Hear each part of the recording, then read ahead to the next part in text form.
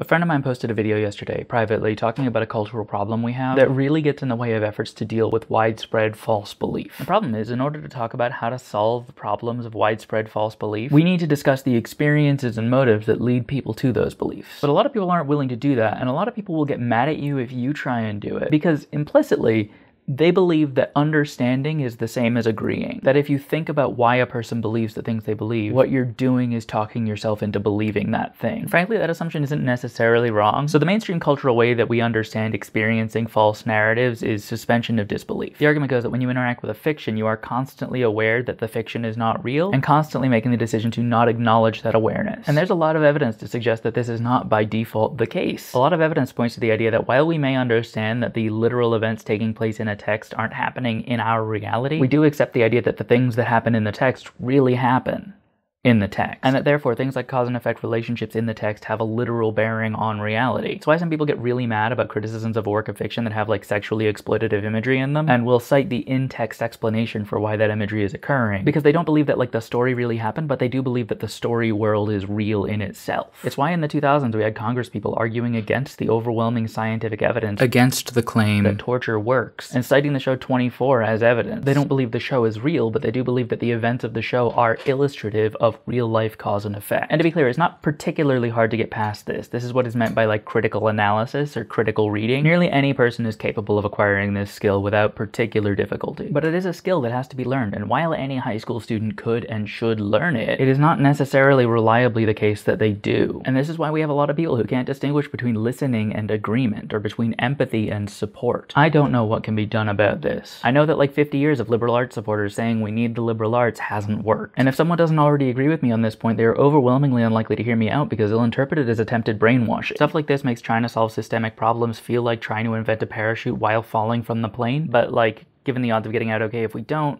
I'm not sure there's a better use of our time anyway.